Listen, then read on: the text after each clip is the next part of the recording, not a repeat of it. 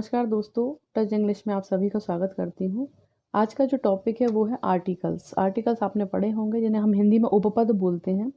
Articles जितने easy लगते हैं एक्चुअल में उतने होते नहीं हैं, उतने कन्फ्यूज़न करते हैं, मतलब कन्फ्यूज़ करते हैं, मुझे तो एटलीस्ट करते ही हैं। और कॉम्पिटिटिव एग्ज़ाम में जब क्वेश्चन आता है तो वो नो आर्टिकल पोर्शन से ज़्यादा आता है। मतलब आपको ऑप्शन में दे देंगे इसकी एक सेंटेंस देके उसमें खालिस्तान छोड़ करके a option oblique b sorry a oblique an oblique the या ऑब्लिक नो आर्टिकल। तो उसमें नो आर्टिकल का चांसेस ज़्यादा होता है, तो वही समझने में दिक्कत होती है कि इसमें नो आर्टिकल आएगा या फिर इन तीनों आर्टिकल्स में से कोई सा एक आएगा, वो कन्फ्यूज़न होती है। तो कोशिश की है मैंने आज एक ऐसा बनाने की वीडियो कि इजी लगे आपको। और कुछ कन्फ्यूज़न यहाँ पे कुछ बच्चे जो जिस चीज़ का रट्टा मारते हैं मैं वो भी बिल्कुल मना करूँगी, आगे बताऊँगी कि किस चीज़ को रटना नहीं है। उससे कई कई स्टूडेंट्स गलत कर कर आते हैं, दिमाग में वही भरा रहता है तो वो गड़बड़ हो जाता है सारा। ठीक है, तो शुरू करते हैं। आर्टिकल्स।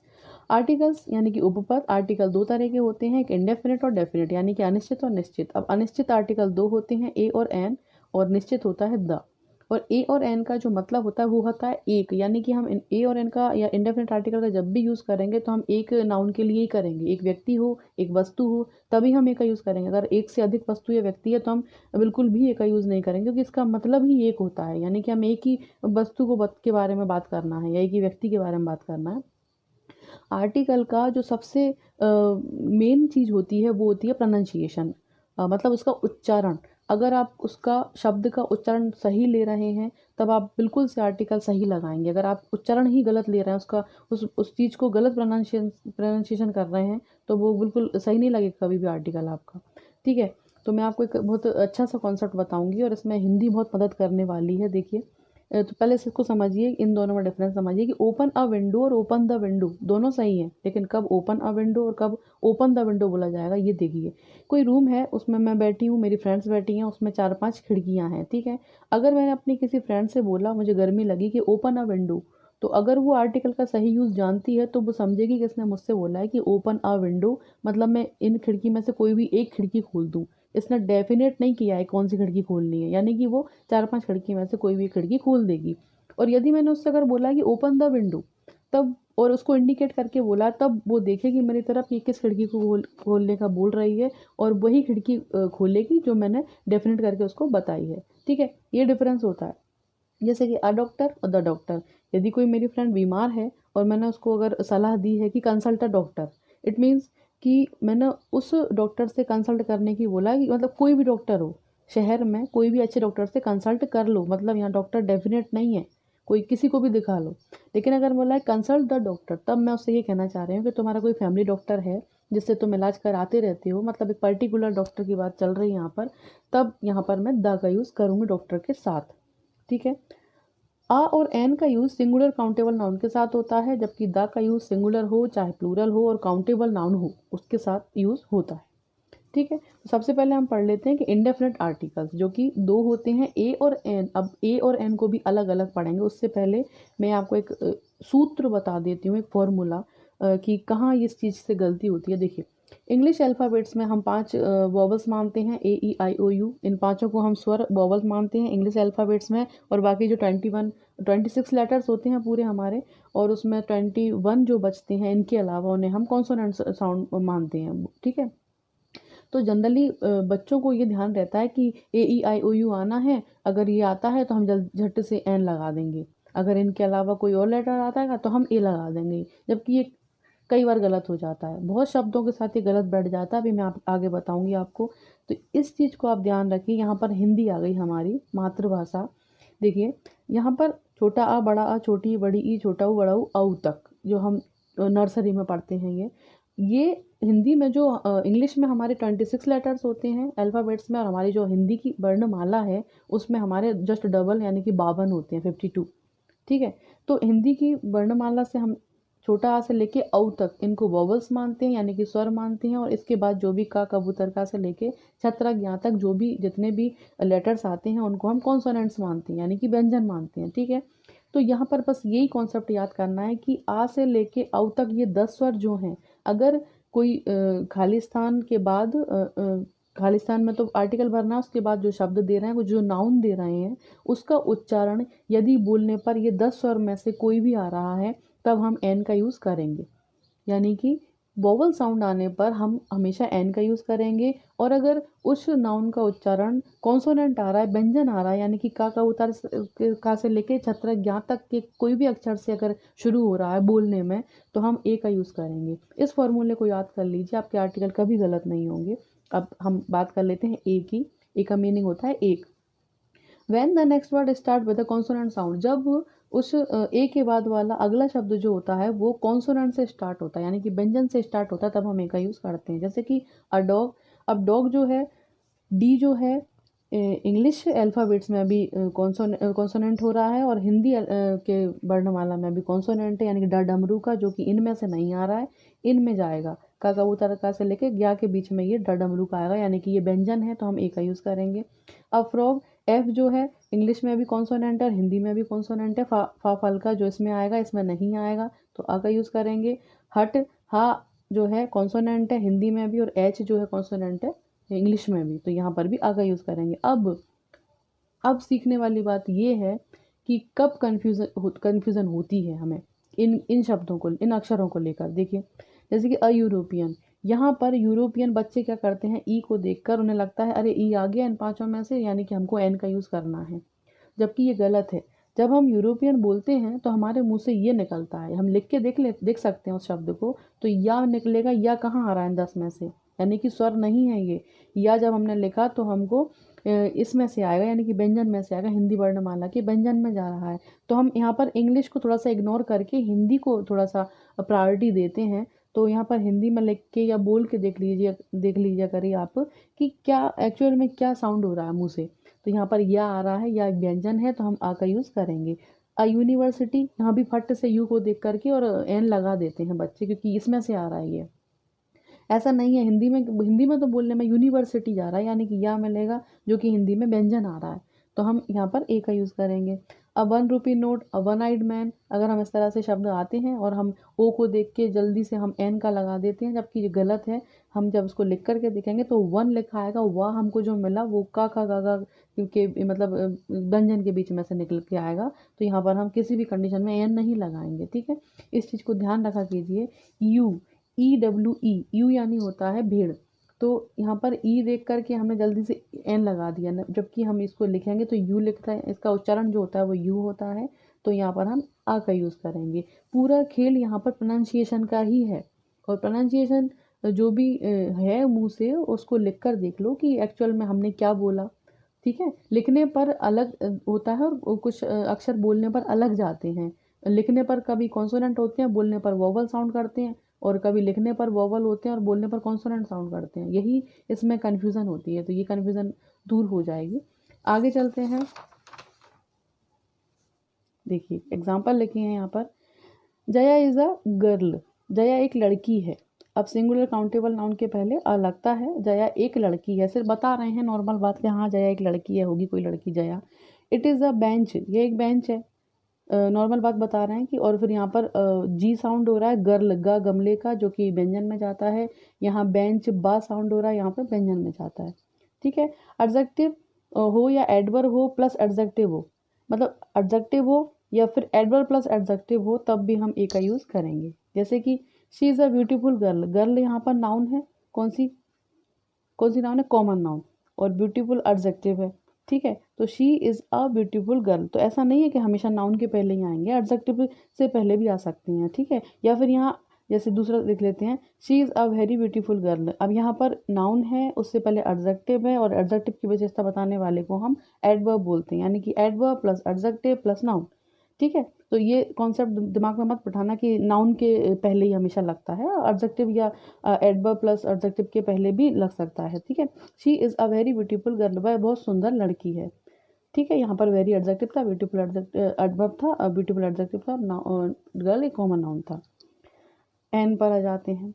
ए का हो गया क्लियर। एन को देखिए, when the next word starts with a vowel sound, जो इसका अगला शब्द जो होता है वो एक स्वर के ध्वनि से शुरू होता है, यानी कि वोवल साउंड से जब शुरू होता है तब हम एन का यूज़ करते हैं। अच्छा हाँ, ए और एन दोनों का ही मीनिंग एक होता है, ठीक है। ए और एन दो इसलिए है क्योंकि स्वर से पहले हमको एन लगाना होता है और ए व्यंजन से पहले हमको ए लगाना होता है। मीनिंग दोनों का सेम ही है एक। जैसे कि an apple, an egg, an umbrella. जब हमने एप्पल को लिखा तो यहाँ ए एडी का मिला जो कि हमारी लिस्ट में आ रहा था। इन 10 स्वर में से ए एडी का आ रहा था, इसलिए हमने यहाँ पर एन का यूज़ किया है। ठीक है। एन एग यहाँ पर भी ए एडी का है जो कि स्वर है, तो हमने यहाँ पर एन का यूज़ किया है। यहाँ पर अम्ब्रेला है, छोटा अनार का है जो कि स्वर में आ रहा है, तो यहाँ पर हमने एन का यूज़ किया है। देखिए ऐसा नहीं है कि इंग्लिश टू इंग्लिश ही पढ़ना चाहिए। यहाँ पर देखिए हिंदी कितनी काम आ रही है। यहाँ पर अगर आप हिंदी के स्वर व्यंजन को ध्यान से देखेंगे वो ही काम आ रहा है, क्योंकि यहाँ पर जो इंग्लिश अल्फ़ाबेट्स के जो वॉवल्स बताए हैं वहाँ पर थोड़ी सी अलग ही जा रहा है ना, वो आने पर भी हम एन का यूज़ कर रहे हैं। मतलब वॉवल्स साउंड उसमें से आ रहा है फिर भी हम ए का यूज़ कर रहे हैं, क्योंकि हमको वहाँ पर जो हिंदी से जो साउंड निकल रहा है वो व्यंजन का निकल रहा है। ठीक है। अब देखिए, अब कुछ शब्द ऐसे होते हैं कुछ जिनके अक्षर देखने में शुरू के कॉन्सोनेंट होते हैं, लेकिन उनका जो प्रोनाउंसिएशन होता है वो वॉवल साउंड में होता है। जैसे देखिए एन आर, अब इसको हम हवर नहीं पढ़ते हैं। एच से शुरू हो रहा है तो हम इसको मतलब ऐसे हवर नहीं लिखेंगे, इसको हम आर लिखेंगे, और ये लिखा हुआ है। ठीक है। ऐसे ही एन एयर, अब एयर को ऐसे ऐसे इसको ऐसे भी लिख सकते हैं एयर, तो एयर। तो यह यहाँ पर जो इसका मतलब होता है कि उत्तराधिकारी, वारिस किसी की जायदाद का जो उत्तराधिकारी होता है उसको बोलते हैं हम एयर।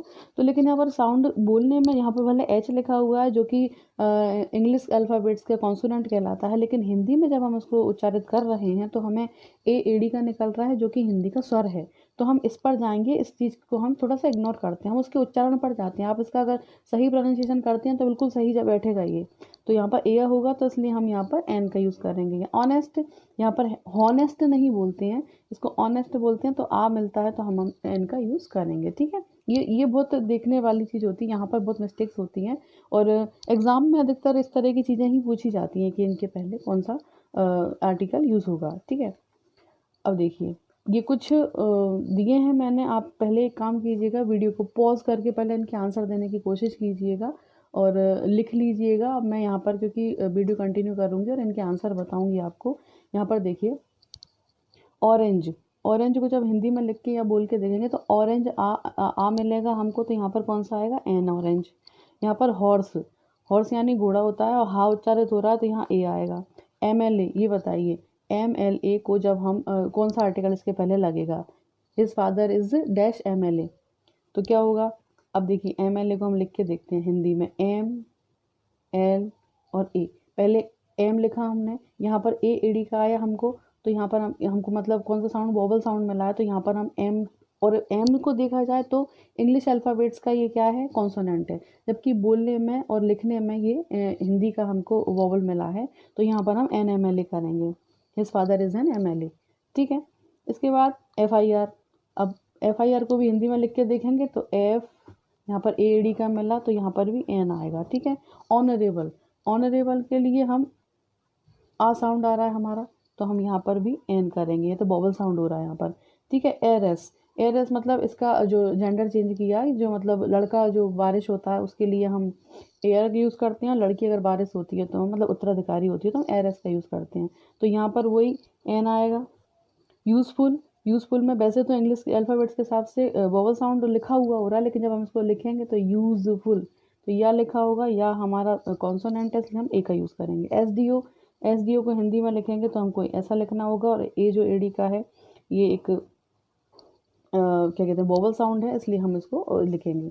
इस तरह से ये है L L B, L L B को भी लिखेंगे तो हम एन साउंड होगा।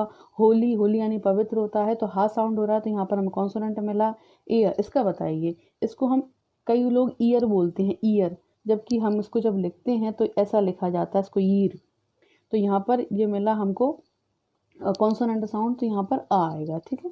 इंक पॉट, ई मिल रहा है हमको, ई इमली का जो कि स्वर है, यहाँ पर एन आएगा।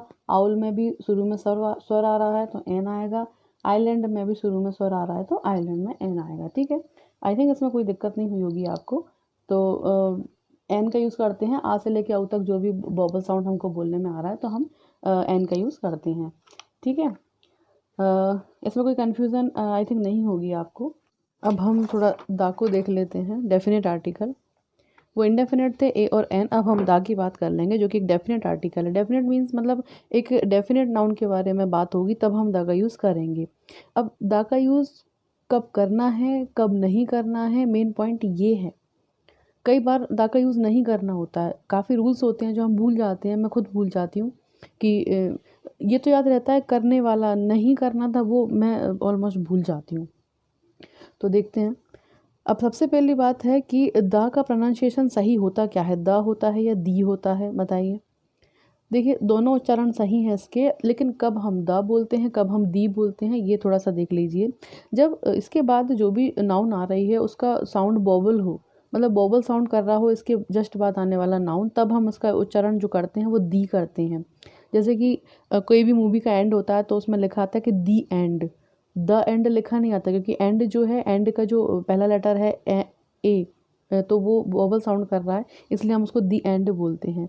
और अगर उसके जस्ट बाद वाला जो भी नाउन है वो कॉन्सोनेंट साउंड करता है तो हम द यूज़ करते हैं, ठीक है। ये इसका प्रोनाउंसिएशन में थोड़ा सा डिफरेंस है। डेफिनेशन इसकी जो है उसे पढ़ लेते हैं हम। Used for talking about a person thing that I already known और that has already been mentioned. ये एक्चुअली इसकी डेफिनेशन नहीं है, ये एक रूल है पहला, कि पहला रूल इसका ये कहता है कि द का यूज़ हम तब करेंगे जब हम किसी जिस नाउन के बारे में बात कर रहे हैं उसकी बात पहले हो चुकी होगी, मतलब उसका जिक्र पहले हो चुका होगा, यानी कि वो डेफिनेट किसी व्यक्ति या वस्तु के बारे में जब हम बोलेंगे तब हम ऐसी कंडीशन में द का यूज़ करते हैं। जैसे कि the Apple was juicy and delicious. देखिए अब एप्पल के पहले अभी हमने एन लगाया था क्योंकि उसका वावल साउंड कर रहा था एप्पल, लेकिन यहाँ पर एप्पल को डेफिनेट किया गया है। कोई व्यक्ति ने कोई एप्पल खाया और वो बोल रहा है कि the Apple was juicy and delicious, मतलब जो सेब था वो बहुत ज़्यादा रसदार था और बहुत ज़्यादा वो स्वादिष्ट था। अब जिस सेब को उसने खाया है, पर्टिकुलर एक सेब है जिसके बारे में बात हुई है, ऐसा नहीं कि सारे सेब रसदार थे और सारे सेब मतलब डिलीशियस होते हैं, नहीं। जो सेब उसने खाया होगा पास्ट में तो उसके बारे में बोल रहा है कि बहुत अच्छा टेस्टी था और बहुत ज़्यादा वो रसदार था, इसलिए हमने इसका द का यूज़ किया, क्योंकि यहाँ पर जो एप्पल था वो एक मतलब एक डेफिनेट हो गया है नाउन, ठीक है। और stand up on the bench, एक टीचर ने स्टूडेंट से बोला कि stand up on the bench. अब द बेंच, अब मतलब द बेंच का मतलब ये हुआ है कि डेफिनेट बेंच पर खड़े होने को बोल रही है। अब डेफिनेट बेंच वही होगी जिस पर वो बैठा हुआ है। ऐसा नहीं है कि जैसे ही टीचर ने बोला कि stand up on the bench तो बच्चा क्लास में बेंच ढूंढेगा कि कौन सी बेंच पर खड़ा हो जाऊँ। इसका मतलब ये हुआ कि जिस बेंच पर तुम बैठे हुए हो उसी बेंच पर खड़े होने की टीचर बोलता है, ठीक है। मतलब यहाँ पर बेंच जो है वो डेफिनेट है। गिव मी द बुक, अब मैंने आपसे बोला गिव मी द बुक, मुझे एक किताब दो। अब किताब दो मतलब आपको पता है कि मैं कोई पर्टिकुलर किताब मांग रही हूँ, या तो मैंने आपको दी होगी या कोई ऐसी किताब जिसके बारे में हम बात कर चुके होंगे, मतलब मैंशन हुई होगी पहले, तब हम वो बुक मांग रहे हैं। बिच बुक मतलब जो बुक वो समझ जाएगा, क्योंकि डेफिनेट कोई बुक है जिसके बारे में बात हुई है हम दोनों के बीच में, वही किताब मैं उससे मांग रही हूँ। लेट्स गो द पार्क, अब पार्क चलो। अब पार्क चलो अगर मैंने अपने फ्रेंड से बोला है तो जाहिर सी बात है मैं अपने शहर में जो पार्क है फेमस है उसी में जाने को बोल रही हूँ, मतलब कोई पर्टिकुलर कोई डेफिनेट पार्क है, ऐसा नहीं है कि मैं अशोकनगर में रहती हूँ और मैं बोल दूँ गुना के पार्क चलो या फिर शिवपुरी के पार्क चलो। जिस टाउन में हम रहते हैं हम उसी के पार्क में जाने की बात करते हैं, ठीक है। अब यहाँ पर देखिए, यहाँ पर दी एप्पल बोलेंगे क्योंकि एप्पल जो है वोवल साउंड कर रहा है। The apple, the bench, the book, the park, ये प्रोनाउंसिएशन में थोड़ा सा डिफरेंस बता दिया मैंने। दूसरा रूल इसका ये कहता है कि with the name of the countries and continents. देखिए जनरली किसी भी कंट्री के नाम के पहले या किसी स्टेट के नाम के पहले या किसी शहर के नाम के पहले हम द का यूज़ नहीं करते हैं, ठीक है। कब करते हैं, कंडीशन ये है कि हम कब करते हैं किसी देश के नाम के पहले। यदि किसी देश के नाम में यूनियन, यूनाइटेड, रिपब्लिक, किंगडम इन शब्दों का यूज़ हुआ हो तब हम उसके पहले द का यूज़ करेंगे। या फिर यूएसए, यूके, यूएई, मतलब एक ये ग्रुप होते हैं देशों के, तब इस तरह से हम बोलते हैं। अब the United state of America जब हम बोलेंगे तब हम द का यूज़ करेंगे। यदि अकेला हम अमेरिका बोलेंगे तो हम द का यूज़ नहीं करेंगे। हम नहीं बोलते हैं the America, the India, the Japan, the China, ठीक है।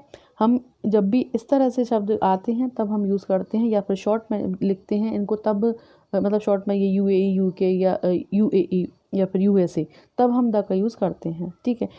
कॉन्टिनेंट्स के नाम के पहले द का यूज़ नहीं किया जाता है। हम नहीं बोलेंगे the Asia, the Africa, the north America, the south America, the Australia, हम नहीं बोलते हैं। हम ओनली अफ्रीका बोलेंगे, ओनली साउथ अमेरिका बोलेंगे, ओनली एशिया बोलेंगे, ठीक। तो ये बात आपको याद रखनी है।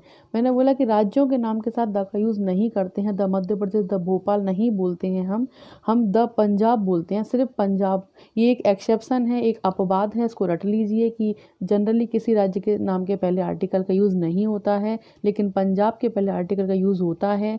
मेरा ऐसा सोचना है शायद इसलिए यूज़ होता है कि पंजाब का नाम जो पड़ा है वो 5 नदियों के समूह को मिलाकर के पड़ा है, तभी हम इसको पंजाब बोलते हैं, मतलब 5 आब।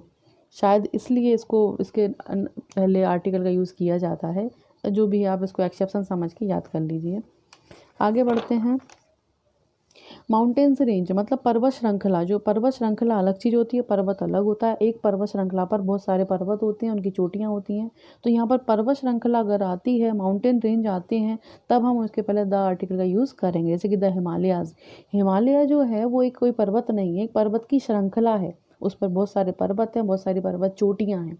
जब हम पर्वत श्रृंखला की बात करेंगे तब हम उसके पहले आर्टिकल द लगाएंगे, लेकिन हम किसी चोटी की बात करेंगे, किसी पीक की बात करेंगे, तब हम उसके पहले आर्टिकल नहीं लगाएंगे। जैसे कि the Himalayas, the Alps, the Andes, ये सब पर्वत श्रृंखलाएँ हैं जो कि अलग अलग महाद्वीप पे पाई जाती हैं। ये एशिया महाद्वीप पर है। तो इस तरह से हम इनके पहले तो आर्टिकल द का यूज़ करेंगे, लेकिन अगर हम बोल रहे हैं कि द माउंट एवरेस्ट और द K2 गार्डन ऑस्टिन या द कंचनजंगा, तो गलत है। ये चोटियाँ हैं पर्वत की जो इन पर पाई जाती हैं, तो हम इनके पहले आर्टिकल का यूज़ नहीं करेंगे। ठीक है।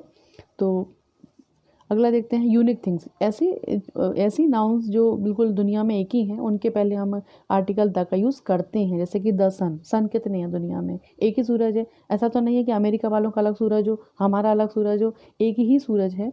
द सन, द मून, चंद्रमा भी एक है, the earth, the sky, the universe, ब्रह्मांड पूरा एक ही है। तब हम इनके साथ हमेशा द का यूज़ करेंगे।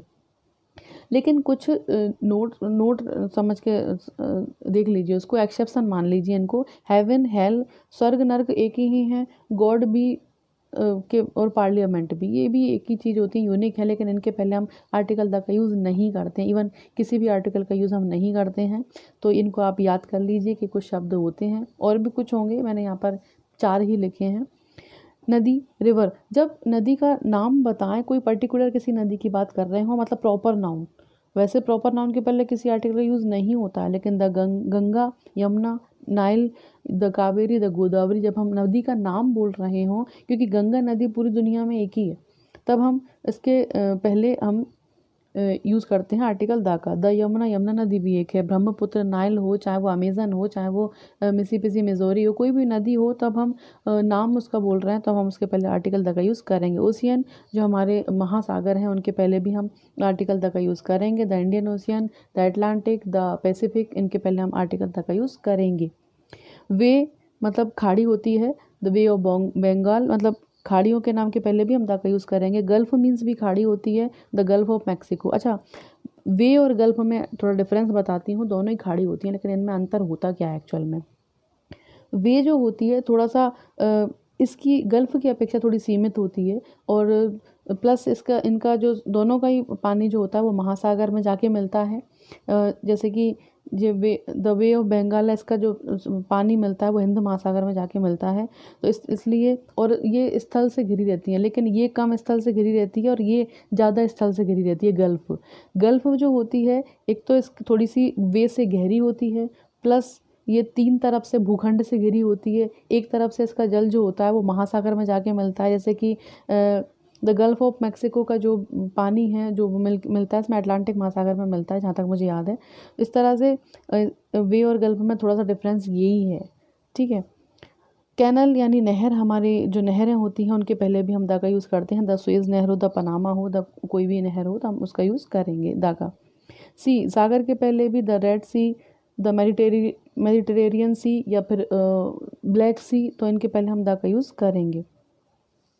Groups of island. जब हम आइलैंड जो होते हैं वो ग्रुप होते हैं। एक मतलब आइलैंड मतलब द्वीप जो होता है, जो नदी में बीचों बीच पाया जाता है, जिस पर देश होते हैं काफ़ी।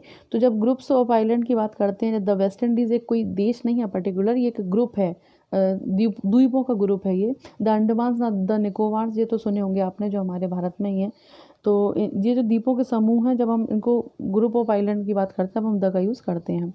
लेक्स, झीलों के पहले हम द का यूज़ नहीं करते हैं। द सुपीरियर, द बेका, डल लेक जो कि जम्मू कश्मीर में है, झीलों के नाम के पहले द आर्टिकल हम नहीं लगाएंगे। डेजर्ट, रेगिस्तान जो होते हैं उनके पहले हम द का यूज़ करते हैं। द डेजर्ट ऑफ सहारा या फिर द सहारा डेजर्ट, कुछ भी बोल सकते हैं। दुनिया का सबसे बड़ा रेगिस्तान है ये, जो अफ्रीका में है।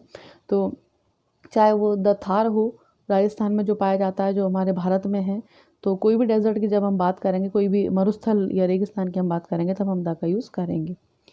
डायरेक्शंस की बात कर लेते हैं। डायरेक्शन यानी दिशा। दिशा जो होती है, the east, the east, the west, the north, the south. The east मतलब ईस्ट बॉबल साउंड कर रहा है, तो the east, the west, the north, the south. जब दिशाओं की बात करेंगे तब हम आर्टिकल द का यूज़ करेंगे। कभी कभी कंडीशन होती है जब हम इसमें दिशाओं के नाम कोई सेंटेंस में दिया रहता है लास्ट में और कुछ कंडीशन होती है, तब हम कब यूज़ नहीं करते हैं, थोड़ा सा वो बता देती हूँ मैं। अगर लास्ट में ईस्ट वेस्ट नॉर्थ साउथ कुछ भी लिखा हुआ है किसी सेंटेंस में, उसके पहले खालिस्तान है और उसके पहले प्रीपोजिशन है, यदि खालिस्तान से पहले प्रीपोजिशन है, फ्रॉम हो या कोई भी इन हो, जैसे कि the sun rises in the east, in आया, इन प्रीपोजिशन आई, तो हमने उसमें द लगा दिया क्योंकि प्रीपोजिशन आई थी इस वजह से। इस तरह से और कोई ऐसा सेंटेंस है जहाँ प्रीपोजिशन नहीं दे रहे हैं और उसके खालिस्तान के बाद दिशाओं के नाम दे रहे हैं, तब हम आर्टिकल का यूज़ नहीं करेंगे, फिर हम वहाँ पर नो आर्टिकल लगा देंगे। ठीक है। इसमें द के और भी बहुत सारे रूल्स हैं जो कि अगले वीडियोज़ में बताऊँगी मैं, क्योंकि वो याद करना पड़ेंगे आपको। द के बहुत सारे रूल्स हैं जो कन्फ्यूज़ करते हैं।